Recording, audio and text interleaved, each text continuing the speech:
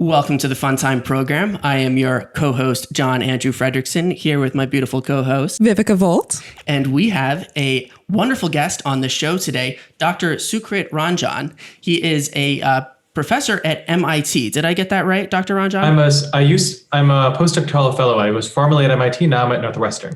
Oh, wow. Okay. That's very exciting. So you're a postdoc at Northwestern, and you are one of the authors on the recent paper that was published in Nature magazine about the discovery of phosphine gas on Venus. What is your scientific background, and what led you into this work that enabled you to be a part of this extremely exciting discovery? Thanks very much, John. So I call myself a planetary photochemist. What that means is I'm interested in the interaction of high energy radiation, like ultraviolet radiation, with molecules. And I'm particularly interested in understanding how this interaction affects life, in particular the ability of planets to host life and our ability to detect it on those planets as well. So that's kind of my broad research area.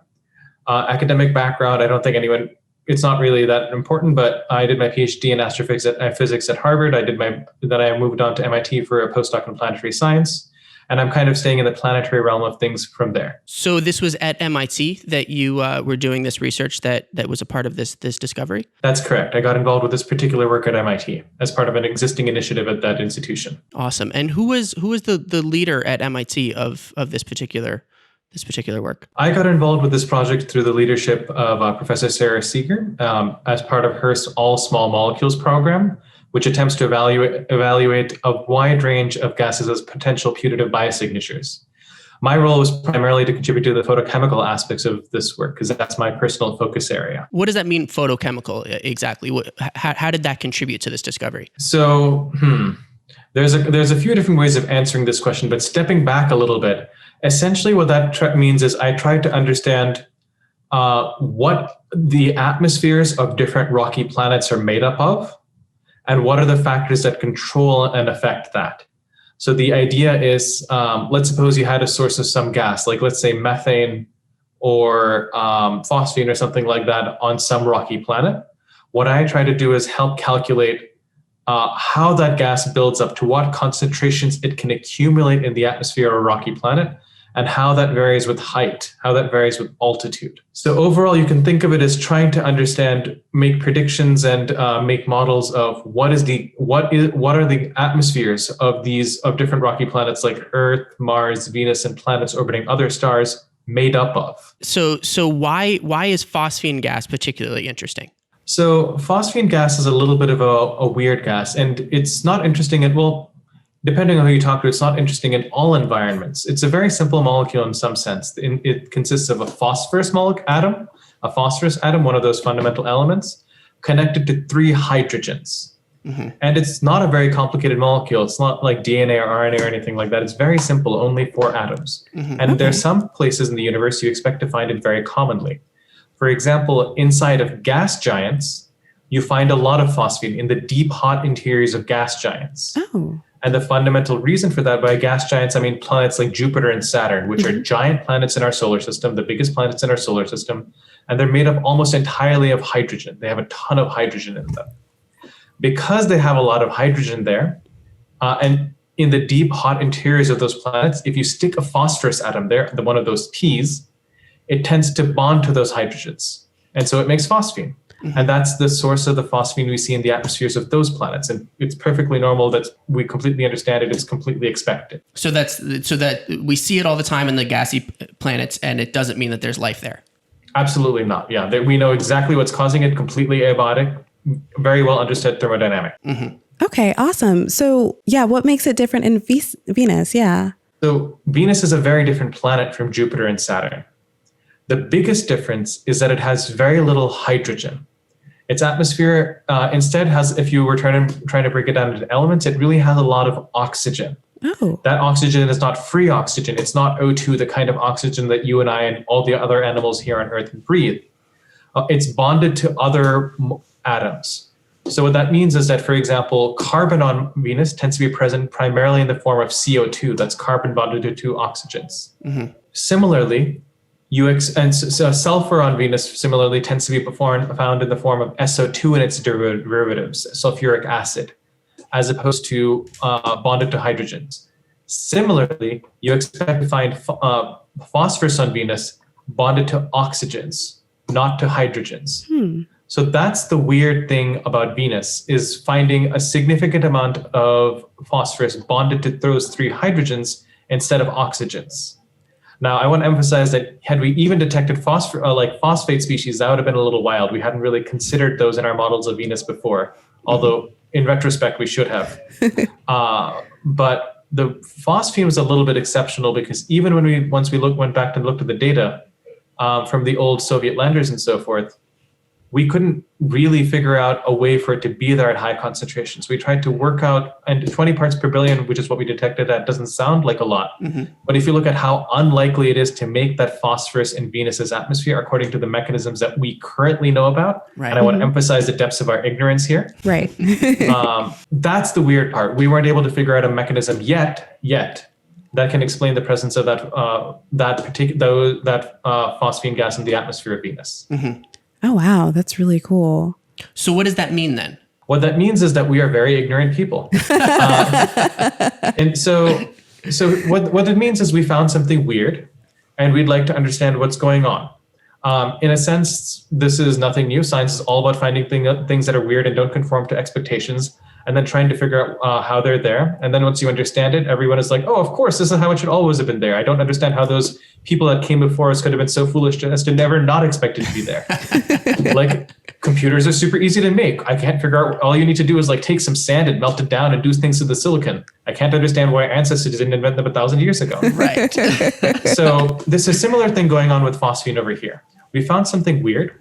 We didn't expect it to be there expected to be there. We've iterated through the mechanisms we know to look at, like volcanism and lightning and so on and so forth. And those don't seem like very good fits. You have to assume really weird things about the planet in order for those to work. So all of them seem to us like the most conservative explanations right now seems to be to rule them out. So we have 2 options we're left with. The one that I think is most strongly worth focusing on is that there's something going on either with Venus or with the photochemistry, the chemical reactions regarding phosphine that we simply don't understand. And there's a lot of ignorance there. We know very little about the bottom atmosphere of Venus. It's because it's violently hostile to space probes. It tends to melt them. This is bad for getting data. Right. Yeah. So there's a ton of unknowns about the lower atmosphere of Venus. And there's actually a lot we don't know about the chemistry of phosphine. That's because phosphine, to a life like ours, oxygen-breathing life, is violently toxic. OSHA frowns upon doing experiments with it unless you have a lot of very expensive equipment and a lot of safety precautions. So there really hasn't been a good reason to measure it or characterize those before. There is one other mechanism for phosphine generation that we know of. And we hesitate to reach for it because it's kind of an extremal hypothesis, which is that we do know that here on Earth, phosphine production is associated with life. And this is interesting in the context of Venus in the sense that going back many decades to the foundational papers by Sagan and Morowitz, it has been proposed that the cloud decks of Venus are in some remote sense habitable, in the sense that you have liquid water there and the temperatures and pressures aren't too extreme. And we do happen to detect the phosphine at an altitude that is roughly coincident with that, which means that does not mean we've detected life by any means, or even that we've detected convincing evidence of life. It means that life is not yet ruled out as one of the formation mechanisms for phosphine. Wow, that is so exciting. That is really fucking cool. So what led you to start looking for phosphines on Venus in general? So us, no, nothing. We so there's 2 teams that were involved with this discovery. One is an observational team that was primarily led in the UK by Dr. Jane Greaves. And the other was a kind of theoretical team that was led here in the United States by Dr. Sara Seager, Professor Sara Seager. Those are the kind of the 2 big halves that I'm aware of, to my knowledge. Gotcha. And so our team here in the United States, we have this program that was focused on evaluating different potential biosignature gases. Phosphine is one of the gases we looked at. And our conclusion was if you detect it on a rocky planet, we weren't aware of any false positive mechanism. We weren't aware of any other mechanism that could reasonably generate it in high quantities. But we also concluded that it's super reactive. And we concluded that in order for it to be detectable on a planet orbiting out of the star, which is what we were focused on at the time, you would need to generate it in such high abundances that it seemed a bit implausible. So our catalog was, might as well look for it, but don't expect to find it. Does that also mean that you would expect that because it breaks down rapidly, you would expect that if you find it, that means that there is some process that is continuously producing it? Exactly, yes. And it would, in order for it to become, so planets or other stars are very, very far away. So in order to detect phosphine there, you need a ton of it. Okay. And you need it emitted at much higher rates than it's emitted here on Earth. So we were like, well, it's promising if you see it, but don't expect to see it. And we definitely wouldn't have expected to see it on any of the bodies in our solar system. Yeah, just like in our own backyard. Yeah. So any of the rocky planets anyway. Right. So if in fact had someone come to us and said, I'm thinking about looking for phosphine on Venus, is that a good idea? We would have said probably, maybe you want to invest your time someplace else. That isn't very sensible. Wow. And this is a great illustration of the fact that you shouldn't pay too much attention to theorists for things like this. You should really just go out and look. The universe is stranger than we can imagine. It'll teach us things all the time. And that's in fact what happened here. We're very fortunate that our observational colleagues did not listen to our opinions as to what's promising to look for. Jane Greaves over in the UK had also read some of the papers that we had back in the 90s that had suggested that phosphine was biogenic here on Earth. She'd seen that it was, you could astronomically detect it because it had been detected in the atmospheres of of Jupiter and Saturn. Mm-hmm. Okay. And so she's like, what the hey, why not look on Venus? And so she just went out and looked because she's like, I can do this measurement. Why don't I do it? Wow. And she found it. So it's a perfect example of serendipitous kind of just observer-led science, which is how science advances so often. Wow, that's really cool. So do you know if the amounts detected on Venus are sufficient to have been detected on an exoplanet much further away? Oh, God, no. Yeah, we tested that one rigorously. If you gave us a telescope if you give us like trillions of dollars in a couple of decades, we could build a telescope that would be big enough in space, that would be big enough to look for phosphine in an exoplanet atmosphere. But there's no way anything we have coming online in the next decade or two could have looked for it in an exoplanet atmosphere. You need very high concentrations. Wow. Oh, so at least in the concentrations we're seeing on Venus, what about the amounts of phosphine that you see on Earth? Oh, it's even harder here because here we have a lot of oxygen in our atmosphere, and that oxygen loves to, and its products like OH radical love to react with phosphine. So here on Earth, it's present, I think, much lower concentrations, parts per trillion or so. Oh, wow. It's a little bit more stable in the atmosphere of Venus. So for some reason, I was understanding that the thing that led, I believe, Dr. Greaves to decide to search for phosphine was because it was the hope that it would be a valid biosignature to look for on exoplanets. And it sounds like maybe that isn't necessarily the main motivation here. I think there are two separate things. I think Jane was focused in the solar system specifically, and it was our team out of MIT that was focused on the exoplanet application case. Okay. So what would it take for an exoplanet to be able to have enough detectable phosphine for us to be able to detect it? That is the topic of my next paper, but in very brief, as we discussed it in our earlier paper, the one that came out on the first part of this year, it needs to be a primary product of the biosphere. What I mean by that is there's some gases, our biosphere, our planet views, the life on our planet views as a whole, really likes to produce a lot of. For example, one gas it likes to produce a lot of is oxygen.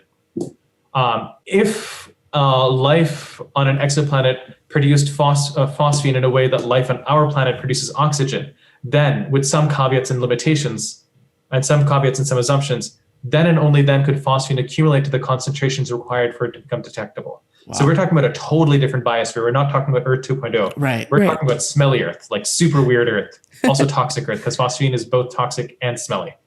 So this is not a habitable environment for life like ours, oxygen-breathing life. Mm-hmm. It might be more symptomatic of life as it was on Earth billions of years ago, prior to the emergence of oxygen-utilizing life. Oh, wow. So in terms of discovering something on the historical path that Earth took to get to where it is today in terms of life on Earth, we could be detecting some earlier stages of a planet that has life that could potentially evolve into something like we see here, but is in a much earlier stage. You're talking about if we detect phosphine on an exoplanet? Yes. Yes, I would definitely, if I saw phosphine on an exoplanet and we could rule out some of those false positive mechanisms, like some of the weirder stuff, then I would start to think that I would be very surprised to find significant amount of oxygen there.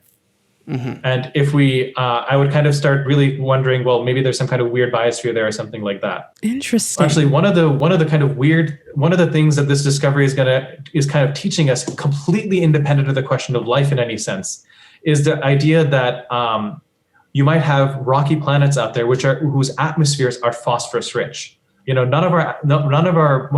Almost all of our models of rocky planet atmospheres, and I want to say none, exclude phosphorus-bearing gases from their models, because we just don't assume there will be a lot of them, and that's because here on Earth, phosphorus is very, very precious. Phosphorus is the limiting micronutrient in the ocean in terms of biological productivity. If you want to make your ocean more productive, dump some phosphorus in, and everything else will follow.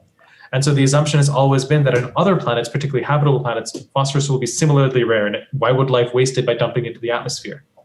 How would, even in the absence of life, how would it get up into the atmosphere? And what Venus might be teaching us is that we have to think about the possibility that rocky planets their atmospheres can be phosphorus rich, which opens up a whole new kind of observational ballgame and a whole new chemical ballgame. It means we have a lot more kind of chemical things to think about for these planets' atmospheres. Wow. That is so cool. So yeah, that's one of the things I want to emphasize. I'm sorry to interrupt you. Yeah, no, cool. Go ahead. Is that I think a lot of folks have focused on the potential biogenic interpretation, and that's very exciting, but completely independent of that, the very fact that you have a lot of phosphorus species in the atmosphere of this rocky planet is something to become excited on its own, because it's kind of opening up this whole new vista of thinking about the atmospheres of these rocky terrestrial planets. Wow. So it's possible that the life that may potentially be on Venus would be maybe breathing phosphine gas versus oxygen? If there's putative life on Venus, it would be sufficiently weird that I don't think we have any sense of what it's doing or why. I should emphasize here that we talk about the clouds of Venus being habitable, but they're actually an incredibly hostile environment. No life as we know it here on Earth could survive there. They're incredibly acidic, way more acidic than any environment that we are aware of here on Earth. Oh, wow. They're very low water. There's very little water available for things to live on. And so we honestly don't know the biochemistry. It's hard to even speculate as to the biochemistry of what's producing, if there's biology there, why it would be generating phosphine. Right. It'd be kind of weird to imagine it breathing in the phosphine, because it's also kind of weird to imagine why it would be dumping it back out. So right. I would kind of hesitate away from speculating too much about the biochemistry of a putative Venusian biosphere. That's like too many degrees of crazy. My old advisors used to say that you're allowed 2 degrees of crazy. You're allowed 1 degree of crazy, no more than 1. Because if you allow 2 degrees of crazy, then you can make your data fit whatever explanation you want. Right, you're building a house of Gotcha. crazy. Exactly. Yeah. So you want to step very carefully and very slowly. And right now we already have 2 extraordinary claims out there. One, that phosphine is present in the atmosphere of Venus, and then the other claim, which is that with the mechanisms that we are currently aware of, we can't explain it. So we want to focus on those 2 first. That's what I would focus on first, is really carefully critiquing and analyzing that. So what are the next steps then in terms of basically ruling out some of these potential theories for what is producing the phosphine? That's a really great question. So the first thing to do, there's kind of 2 parallel tracks. Mm-hmm. The first is observational. We want to make sure that phosphine is really there. We want to make sure, and the reason we want to be careful about that is that we've only detected 1 kind of fingerprint of phosphine. So as a reminder for your guests, all these different gases in planets' atmospheres have certain spectral fingerprints. But what I mean by that is they absorb light at particular wavelengths. And the pattern of absorption is characteristic of each gas. It's unique to each gas. The gold standard of detecting gases in the atmospheres of the other planets is to detect multiple fingerprints. Mm-hmm. For phosphine, spectroscopically, we've only detected 1 fingerprint. Oh. So ideally, you'd like to find more than 1 fingerprint. Interesting. Now, we've done some preliminary efforts at doing this already, but it's really hard to do because the atmosphere of Venus is really thick. And up in the upper atmosphere, which is easy to observe, phosphine we also expect to be destroyed very rapidly. So we're limited on how deep we can go. And it's been hard until these papers came out to kind of request the telescope time to do that. Is that getting easier? It might be a little bit easier now. Okay. So that's step 1, is further follow-up observations and to make sure that phosphine is really there.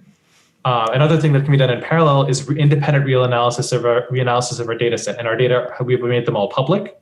And I do know there's other groups that are doing that. So we should have a second look at the data, multiple sets of eyes looking at the data as well. A really clever idea was proposed by a group that put a preprint out, I think at the beginning of last week, which was the United States sent a mission to Venus several decades ago, the Pioneer mission. It dropped an instrument that went through the atmosphere and tried to measure the composition of the atmosphere. And they did something in retrospect was a gimme. They went through that data and tried to look for evidence, if they could see evidence of phosphine at any place in the atmosphere or not, if they could rule it out one way or the other. And they claim that they detect evidence in these data completely independently from the spectral measurements of phosphine being present there as well. So I think that's worth looking into as well, because that's kind of an independent in situ measurement of phosphine. And they also find it at the same altitudes that we find it at. So this data has been here for decades, and nobody just thought to look for phosphine specifically in that data set. That's correct. Yeah. Wow. So this is one of the questions we asked for, like, what else is in there? And they're like, it turns out a lot. A lot of people just haven't looked at it. Like, people looked for the things that were present in relatively high abundance. They had their kind of list of things they wanted to check out. And then no one really looked for things like phosphine, because, like, why would you look for it there? Why would it ever be there? But anyhow, that's a kind of clever study of kind of independent validation that needs to be done. Yeah. So step one is making sure that phosphine is there. If the mass spec results bear out, then that would make me feel a lot more confident. It would really justify a follow-up mission. Now let's make the assumption that phosphine is there. What could be producing it? For that, I think a lot of people are again jumping straight to the mission. First and foremost, there's a lot of work we can do right here on Earth with the existing labs and facilities we have. We need to measure the chemical kinetics, how fast phosphine and its daughter products react with different molecular gases as a function of temperature and pressure over a broad range of parameter space. So we need to do lab measurements for a lot of basic chemistry first. These are measurements that we could have done anytime in the past few decades, but there was no good reason to, because why would you care about phosphine? I mean, its main use is on commercial use here on Earth is like killing rats. Like, you don't really need a lot of sophistication. You just need to make it and then go kill the rats. But now what we hope, you have a little bit more of a reason to study the detailed chemistry. And then once we've studied that chemistry, we can incorporate it into our photochemical models. And we can really kind of figure out how weird is this? Are there mechanisms that we can somehow come up with to produce the phosphine abiotically? Right. If we continue to not be able to produce it abiotically, then there becomes reason. Then you start to have motivation for a mission to go and try to characterize what the phosphine production mechanism is. I'm sure by then we'll have hypotheses and possibilities, and then we can construct instruments to look for signatures that differentiate between those possibilities, so that we can rule them in or rule them out. Are you familiar with the BepiColumbo mission that is currently going to be doing 2 flybys of Venus in 2021, I believe? Yes, we are. We are in touch with that team about the possibility of looking for phosphine there using their instruments. The problem is those instruments weren't really designed for that. They're still going to give it a shot, but they're not super optimistic. But who knows? We weren't really expecting anyone to pull anything out of the mass spec data from the Pioneer mission either, but apparently they did. Wow. That hasn't been through the peer review process yet, so let's treat that with this grain of salt. Of course. But we called them, and they seem to. Well, let's see what happens. Let the peer review process happen. Who is that team that's doing the Pioneer work? It's led by, I forget the first author's name. It's Rakesh something at Cal Poly. I can, in an email afterwards, I can send you their preprint and you can contact them. That'd be lovely. Thank you. Oh man. So I know you said that phosphine is really great for helping life on our oceans and what have you. Is it something phosphorus, not phosphine. Phosphorus. Phosphine is murderous to our biosphere. Phosphorus is great. Okay. So if we're seeing phosphines in Venus, does that lead to the potential of seeing phosphorus on Venus as well? That is, in fact, that is absolutely correct. We expect to see different forms of phosphorus on Venus, and we expect, even in the most extreme scenario, phosphine to be a relatively trace form of phosphorus. We still expect most of that phosphorus to be present in an oxidized form, in the form of what's called phosphate. Okay. Is it something that could potentially be mined and brought back to, I don't know, help revitalize our oceans? If you wanted more phosphorus in our oceans, a better way to do that would just be to mine in our crust here. There's a ton of, we have a ton of phosphorus here. It's just not in the oceans. Yeah. getting it from Venus would be incredibly expensive and not really worth it. Gotcha. Wow, that is so interesting. So when it comes to, the potential for this to be life, you're talking about we need to first do some research here on Earth to confirm that yes, this is phosphine that we're seeing, confirm the observations, to really try to hammer out whether or not there are other abiotic paths for this phosphine to be being produced that we weren't previously aware of, and then we're talking about potentially sending a mission to Venus to get a better look and to really kind of figure out what's going on there. What kind of time frame are you talking about here before a potential mission like that could be launched? Well, there's a lot of debate here. I personally, ironically for someone, I think I lean a little bit towards emphasizing the role of laboratories and stuff like that. I really want to get things right before we send things to space. I shouldn't say that. I prefer exhausting all of our options here on Earth before going to space, because space-based missions are really expensive. Right. There's a big opportunity cost to the scientific community. And so in my opinion, we need to be really careful about this. And, we can better design instruments once we have a better sense of the fundamentals of the chemistry and physics of the molecules we're interested in. But other folks have different perspectives, and one of their perspectives is kind of like Jane, we should just go and look and see what we can see, and then maybe that'll be much more strongly constraining than maybe that'll end up short-circuiting the process and saving you a decade worth of lab-based work here on Earth. Right. Oh, yeah. And so there actually are a lot of folks that feel that way. I know of at least one private actor, one private company whose goal is to send a probe to Venus in the next few years. They were doing this independent of the whole phosphine thing. Is this a company you can name? They're totally fine with my naming them. I just forgot their name right now. I'm sorry. Send us an email. Yeah, I'll send it to you an email. Yeah, but so yeah, that's been an open objective of theirs for a while. They do microsatellites here on Earth, and for a long time they've wanted to send a microsat to Venus. Okay. Oh, wow. There's also the recently announced initiative from the Breakthrough Foundation, called Breakthrough Venus. And that's also something who, in a relatively short time scale, that is a decade or so, I think, is that a decade or less is my understanding, wants to send something relatively quick and fast to Venus to see to kind of characterize the information about the habitability of the cloud deck. Is this a new breakthrough initiative that's been announced as a result of this discovery?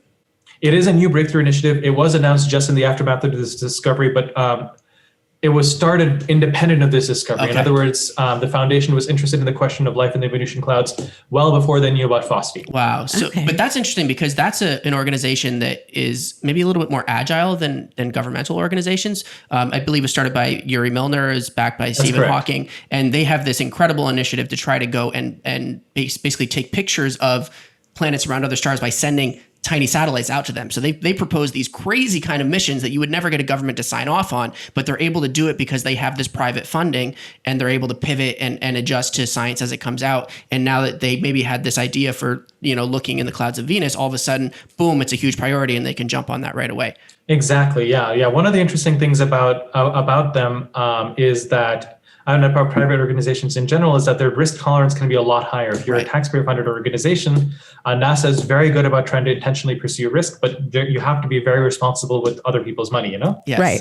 You have to be responsible stewards of the public purse. I'm not saying private institutions are spendthrift, but I'm saying because it's their money, they can afford to have a slightly higher risk tolerance. Right. And the same thing that holds true in stocks holds true here. If you take on more risk, your odds of going bust go up, but your potential return, your expected returns also go up. Right. So that's an edge that they can kind of navigate. That's really cool. So if we do potentially think that there might be life on Venus, which obviously very low probability at this point. Hypothesis of last resort. We can't rule on the probability either. Right. Hypothesis of last resort. Got you. What kind of what size life forms would we potentially be looking at? Would it be microscopic life forms? Oh, yeah. Okay. It would definitely, I can't imagine it being anything other than a bug, like a bacterium or something like that. And that's because in order to make hang on. When you say bug though, you mean bacteria. You don't mean a bug that's crawling around at our level. Yeah. I mean bacterium. Anything multicellular. The thing about multicellular life is that it's quite energetically taxing. Yeah. And Venus, at least for biochemistry as we understand it, so this is why I'm talking multiple degrees of crazy, right? Right. For biochemistry as we understand it, the environment on Venus should be so hostile, even in the comparatively habitable cloud deck, that kind of our naive expectation going in is that it should be taking everything it's got just to exist. Right. It shouldn't be able to deal with something as complex as assembling into multicellular life. That would just be That would be crazy. That would be very extraordinary. So you think even like single-celled life would be more likely, like Yes, eukaryotes and what are they called here? Prokaryotes, prokaryotes, archaea, something like that. I would even say that eukaryotes are too complicated. I would expect something prokaryotic or archaean or something like that. Got you. So similar to the very first forms of life that arose here on Earth before they developed into multicellular organisms. That would be my expectation, yes. Got it. Wow. That's still really cool, though. Of putative life, which I want to emphasize. Yes. I don't want to be sensationalist here. Right. That remains a hypothesis of last resort. We Absolutely. have a lot of abiotic stuff to look at first. Do you feel that the media is being too sensationalist with this already? You know, it's hard to tell because I've tried to avoid going on Twitter and stuff too much. It's a very energetic place these days. Yes. Little, yeah. Certainly the folks I've interacted with like yourselves have been quite measured and quite careful. And I really respect that. And I'm really grateful for that because it's a really great partnership. I think that one of the things someone pointed out, even some of the tabloids, which can be expected to sometimes be quite extreme, have been extremely measured and been like, this is not evidence of life. This is something weird and interesting and it's worth following up on. Yeah. But in that sense, I'm actually really excited about this because it bodes really well for the search for life on exoplanets. So I'm really excited about this discovery for a different reason, which is that it is basically a dry run, a test run of the entire intellectual machinery, which we're going to look for life on exoplanets. So as a reminder for your listeners, exoplanets are planets orbiting other stars.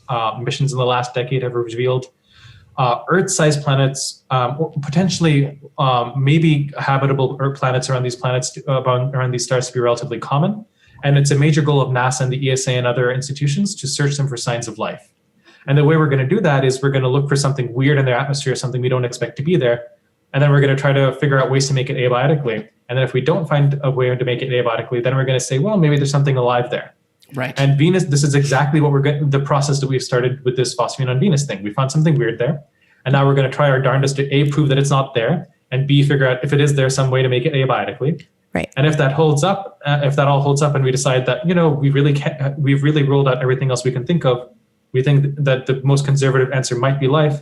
In the case of Venus, we can actually go look. That's amazing. You can do that for exoplanets, but you can go and check. And so you can validate this entire intellectual machinery that we're building up. That's incredible. That's so cool. Did you at any point think that was ever going to be possible within our own solar system to be able to validate our machinery like this? Or were we always assumed to be kind of stabbing in the dark a little bit because whatever we discover on exoplanets, we can only really try to rule out here. We can't really ever validate.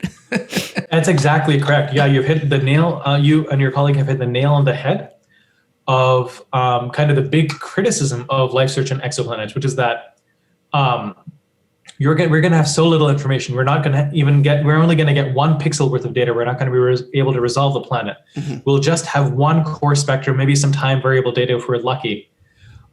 From that data, how can we really make a strong inference regarding the presence of life? And what we've concluded is that it was always going to be probabilistic. It was always going to be like, 80% chance it's life, 20% chance this is a super, super, super weird planet. And one of the approaches, there people have been trying to think of creative ways of getting around this. One idea had been, well, maybe we're going to survey 100 potentially habitable planets and 50 of them are going to display the same type of potential biosignature. And we'll be able to say that it's super unlikely that 50 planets are all super weird. So the balance of probability is that at least some of them are alive. So in a sense, the idea that maybe we can exercise this machinery right here in the solar system is really exciting. Wow. That is so cool to hear. That is really awesome. So how do you think this is changing the direction of your research and or the direction of the research around Venus moving forward? That's a really great question. In a sense, this isn't changing our work very much because this is kind of where we were going originally. We were very interested in anoxic systems, and we were interested in kind of walking the path less traveled in a sense. We were trying to different groups have different paradigms about how they approach things. Some groups have the approach that we have one example of a living planet, so we really need to focus on that and kind of extrapolate from that.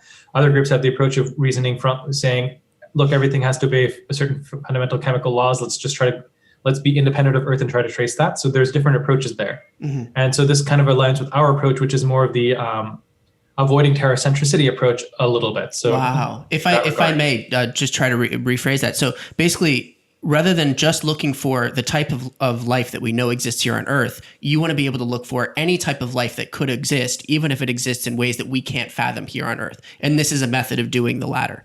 Is that? Yeah, I wouldn't say completely independent. We want to be somewhat connected because, again, if you're allowed you're allowed 1 degree of crazy. Right. Right. You either claim life that's totally different from what you have on Earth, or you can claim a remote detection of life, but you can't do both. Okay. So, for example, phosphine we're focused on because it is produced by some life here on Earth. Okay. If there was a gas that we argued, well, maybe life could produce this metabolically, but it wasn't produced by something here on Earth, we wouldn't even propose that as an option then, because we don't have that proof positive that life generates it. Right. Gotcha. But we are saying be less terracentric. Don't lose the Earth entirely. Okay. But step back a little bit. Okay. We know that X gas is made on Earth in trace amounts. Maybe on some other planet it can be made in slightly higher amounts. Interesting. Because the way that you've described the kind of the environment on Venus, and if this is some microscopic life form on Venus, it's something that's very different than what we know here because we don't really know many life forms here on Earth that could survive in those conditions. Do you think that indicates that it's likely that this is an independent generation of life that is not from the same life that founded life here on Earth? That's another really great question. So let's assume that so if we make the assumption that there's a biosphere there, I would not at all be confident that it's a separate instantiation of life. In fact, I would not be at all surprised if it were very deeply related to ours. And the fundamental reason for that is twofold. One is the idea that Venus and Earth are not only quite similar and quite close to each other. It's projected that Venus could have been habitable as recently as 700 or 800 million years ago. That sounds like a long time, but the planets of the solar system are 4.5 billion years old. Right. So Venus could have been habitable almost as long as Earth was. Right. And if that were the case, another thing that we know is that all the rocky planets in our solar system should be exchanging material with each other. We found meteorites from Mars here on Earth. We expect meteorites from Earth to have gone to Mars. And we expect the same to have been true with Venus, between Venus and Earth as well. There have been some calculations done about that, particularly before it went into its runaway greenhouse and while it had a habitable surface and a less thick atmosphere. Mm-hmm. And there's been some really great work showing that it's not completely implausible that life could survive between the two. And you might have had I think hundreds of thousands to millions of tons of materials transferred between these objects over the history of the solar system. I love the name for this. Do you know what it is? I don't think I do. Panspermia. Did I get that right? I would be more specific and say lithopanspermia. That's a new one for me. What does lithopanspermia mean? Panspermia is the idea that life is transferred from world to world and diffuses throughout the universe. It could be exogenous. Mm-hmm. Lithopanspermia is a specification of that idea. It's specifically saying maybe life travels from one planet to another in rocks. That's the litho part of that. Got you. And it's based on the specific observation that Martian meteorites exist and their interiors never go through don't necessarily go through sterilizing conditions. For example, they don't really exceed temperatures like about 40, 50 Celsius or so. So if you have a bacterial spore, it could possibly survive. Right. That's so interesting. It's based on this very physical observation. What would it take to verify whether or not this form of life is independent from the life that arose here on Earth? Several things. First off, if you can detect it, and unfortunately, you can't do it remotely. You would need to, you need to culture this putative life and understand it a little bit better. So let's suppose it uses a different biochemistry than us. So it doesn't use DNA and RNA. It uses some other classes of molecules entirely. That would be a pretty good guess, although not a guarantee that it's unrelated. If it uses a different structural molecule, so instead of carbon, it uses silicon or something like that, I would feel very confident saying that's totally unrelated. If it uses a different solvent, if it doesn't use water, it uses something else instead, like sulfuric acid. That's also a good guess that it's unrelated. Or if on the other extreme, if it actually does use DNA and RNA and stuff, and you can do a phylogenetic study on it, I don't even know if you can do that. Actually, let's disfavor that. I don't know if you can do that, so I won't consider it. So in all of these examples, though, do you need an actual sample return mission in order to do it? Most likely, yes. Okay. You would want a sample return mission of some kind, I would guess. I guess if people are doing really great things with miniaturization these days, so if you can somehow miniaturize and automate a wet lab and send it to Venus, it may be able to do stuff, but at least with the technology as it exists currently, I think you would want to plan for sample return, right? Which would be really hard. So don't hold your breath on that one. But it sounds like this is all stuff that's going to be at least doable within our lifetimes, if not within the next decade. Yes, but let's not get ahead of ourselves. Right. We could find other measurements which which show that phosphine is not there. Right. In which case, Venus is still cool, but we shouldn't focus on phosphine as much. We could figure out some kind of abiotic synthesis mechanism. My personal bias, I like to go for the lab work first. Yes. I like to start from here on Earth. So that's where I would start first. Yeah. The reason I ask these questions, though, just for our viewers to follow along, is I'm fascinated with the concept of the Fermi Paradox. This paradox where we look up into the stars, we discover that not only are the stars numerous, but now we're discovering there's planets that are rocky planets around, I believe, something like 50% of the stars we're finding. So basically, life, if it's possible, should be plentiful. And why do we not see evidence of life that has arisen to the level that we're at and even further than us? Because once you get to our point, it's not going to take long for, in the millions of years spectrum, it's not going to take long for Earth life to be potentially traveling out to the stars. So why don't we see it? So one of the biggest questions is life plentiful? And the only way to really answer that is to find out, do we see other forms of life that have arisen independently from the forms of life here on Earth? So if we find other forms of life in our solar system that are from the same original genesis of life, that doesn't necessarily give us an independent form of life. Exactly, it doesn't tell us a whole lot. So if we can find a form of life that arose independently from the life here on Earth, that is huge for our understanding of whether or not life should be plentiful within the rest of the universe. So how excited are you for that potential? If we can find an independent origin of life here in our solar system, I would be immensely excited because, like you pointed out, to me that would signal that the universe is crawling with life. Right. It would also make me feel a lot better about the long-term prognosis for our species. The problem you're referring to, as you're probably aware, is referred to as the Great Filter. Yes. The sky should be full, if you assume everything is hunky-dory, of people shouting at us and being like, "Come join us, the party's Right. the water's just fine out here." So what's causing them to stop being here? The optimistic explanation is that we're in a zoo. They have a prime directive. That would be great, because the other explanation is that there's something that prevents life, biospheres like ours and life like ours from evolving. Right. That could be that abiogenesis is hard, which would be sad from the perspective of finding life elsewhere. So I hope that's not true. Abiogenesis meaning the original formation of life. Yes. Right. Yeah. The arising of life from non-life. Right. Or it could mean that intelligent life is common, but it has a tendency to nuke itself, which would be very sad. And we don't want that to be the case. Do you have a favorite theory for what the Great Filter might be? I don't actually. Yeah. So the problem is, like, you have too many, there's so many degrees of freedom in there, so many kind of what I've been colloquially referring to as degrees of crazy, that you can make almost anything fit whatever you want. Yes. So I'm actually very interested in this. I think there's a lot of really great work being done on origins of life, and I kind of hope that within our lifetimes, hopefully, and hopefully much sooner, and I would really hope in the next few decades, we will make a synthesis of artificial life in the lab. That would be my dream hope. Wow. And if we can do that, then if we can get a handle on those mechanisms, we can constrain how hard or how easy that is, and so then we can constrain one of the big terms in that Fermi Paradox.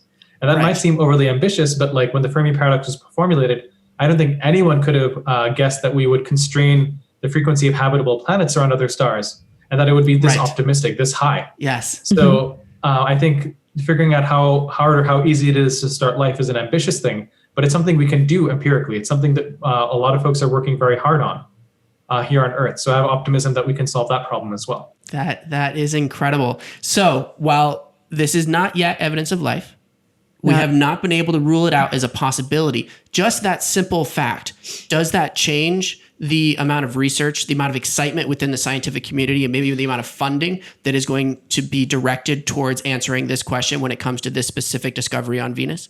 I certainly hope that these observations and these determinations, if they hold up, will encourage investment in what I view to be underinvested in parts of science at this point.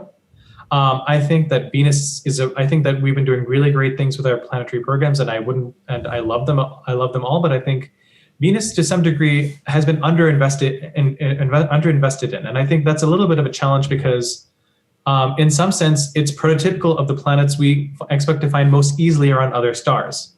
And so these are the kind of like so-called exovenuses or super Venuses. And that's because they're just observationally easy to detect and then to characterize, to measure. What makes them observationally easy to detect? They tend to orbit closer to their star. Right. So you get more so-called transits. They're also can be a little bit hotter, so you get more signal that way as well. Puffier atmospheres, all that kind of stuff. There's a whole bunch of technical stuff that folds into it. Okay. But yeah, so we're gonna probably end up measuring a lot of those and detecting a lot of those. But we haven't really characterized the touchstone for those in our solar system, Venus. So I think that there's a really robust case to be made completely independent of phosphine for understanding Venus better. And if this helps invest in Venus a little bit, I would be really grateful for that. Similarly, I hope this will encourage investment in understanding the chemical systems in the absence of oxygen. We have a lot of really amazing work that's been done in the presence of oxygen because we live in an oxygenated world. So it makes sense for quality of life purposes and practical applications. That's what you want to understand. But even here on Earth, for about half of its history, there was no oxygen, no measurable amounts of oxygen present. And so if we find a planet out there that's like early Earth, or that's like Venus or Mars are today, we won't have as good a sense of their chemical processes. So I hope that we can invest a little bit in understanding the chemistry and biochemistry in the absence of oxygen a little bit better. So what would you say is your favorite thing or the most exciting thing to you personally about this discovery? To me, it's just the fact that we found something weird there. Now we get to figure out what's going on. Yes. This sounds facetious, but it's something that I've thought about since graduate school. So you're probably familiar with the Galileo Life Search Mission, which was it was a clever idea when the Galileo probe on its way to Jupiter swung by Earth. They targeted its instruments on Earth and tried to see if they pretended that they were alien scientists and tried to see if they could detect life on Earth just from those remote detections. And their conclusion was, we found something weird here. It's probably life. Their conclusion was, based on what we understand about geology and based on the measurements we've made of this planet, the balance of probability is that it's life. Therefore, the idea that there's life on Earth is currently the hypothesis to refute. And that's what we've always thought we were going to do with these exoplanets. And now we get to do it right here in the solar system. We get to go through that and test that machinery.